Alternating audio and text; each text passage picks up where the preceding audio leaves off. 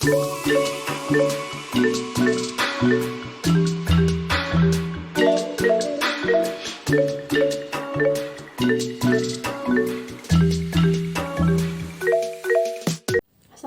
warahmatullahi wabarakatuh. Insya Allah pada kesempatan yang berbahagia ini kita akan bersama-sama mengkaji secara singkat tentang pembangunan ekonomi Islam. Subhanallah, Islam adalah satu agama yang sangat-sangat sempurna mengatur seluruh tatanan kehidupan manusia termasuk sampai pada pembangunan ekonomi. Walau bagaimanapun, pembangunan ekonomi dalam Islam tidak sama dengan pembangunan ekonomi konvensional, liberal, sosialis, maupun kapitalis yang telah berlaku sampai selama ini. Ada beberapa poin-poin yang perlu kita pahami ketika kita menjadi makhluk yang diberikan amanah oleh Allah Subhanahu wa Ta'ala untuk hidup di muka bumi ini. Dalam aspek pembangunan ekonomi yang pertama, yaitu pembangunan ekonomi dalam Islam itu setidaknya dia perlu memperhatikan beberapa poin, yaitu yang pertama, pembangunan mustilah. Berkaitan dengan tauhid, kita sebagai umat Islam kita telah sadar dan paham sekali bahwasannya tauhid ada tauhid rububiyah maupun asmaul sifat maupun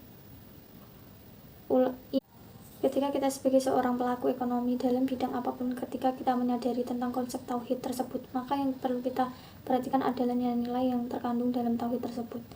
Seharusnya harus membawa satu dampak kepada perilaku kita dalam aktivitas keekonomian kita.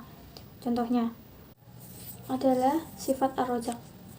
Ar-razak adalah satu-satunya sang pemberi rezeki. Ketika kita bekerja, bukan berarti hasil daripada buah hasil dari pekerjaan kita. Bukan semuanya adalah jerih payah kita, tetapi itu semuanya adalah berdasarkan kekuasaan Allah yang memberikan rezekinya kepada hambanya sesuai dengan kehendaknya. Kemudian konsep yang selanjutnya adalah pembangunan ekonomi Islam, yaitu konsep khalifah. Khalifah ini membawa arti bahwasannya kita diciptakan di muka bumi ini adalah untuk menjadi wakil. Kalau kita menjadi utusan atau pentakbir yang mentakbirkan di muka bumi ini, maka tentu kita harus memiliki nilai-nilai di mana pembangunan tersebut harus kita lestarikan, harus dimanfaatkan, bukan hanya pada kita sendiri, tetapi juga pada generasi yang akan datang. Itulah makna dari khalifah. Jadi, bukan hanya sekedar kita memperkaya diri kita sendiri, sekedar kita memperhatikan aspek daripada materi saja yang penting kita tidak memperhatikan aspek moralnya. Yang selanjutnya adalah konsep tazkiyah. Tazkiyah ini membawa arti nilai kesucian. Kita sebagai fitrah manusia dilahirkan di muka bumi ini dengan asalnya tidak ada sedikit nukta dusta, sehingga dalam aspek pembangunannya juga sampai kita bersinggungan dengan orang lain dengan berbuat zolim atau dengan melakukan transaksi berbau dengan riba maupun gharar. Itulah 3 konsep yang ada dalam pembangunan ekonomi Islam.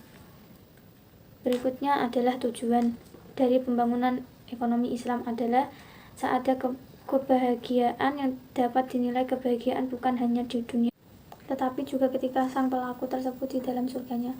Kemudian aspek dalam pembangunan ekonomi Islam ini juga merukupi manusia dan kesejahteraan manusia di sini. Diartikan bukan manusia sebagai hamba pembangunan, tetapi pembangunan adalah untuk manusia, sehingga ketika kita bekerja kita juga harus memperhatikan tentang nilai-nilai kemanusiaan.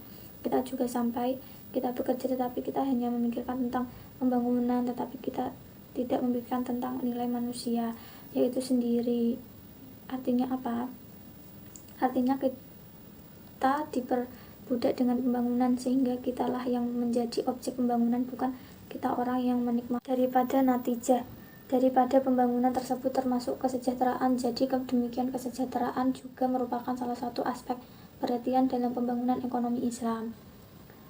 Saya kira sampai di sini dulu pembicaraan kita tentang konsep pembangunan ekonomi Islam secara singkat ini.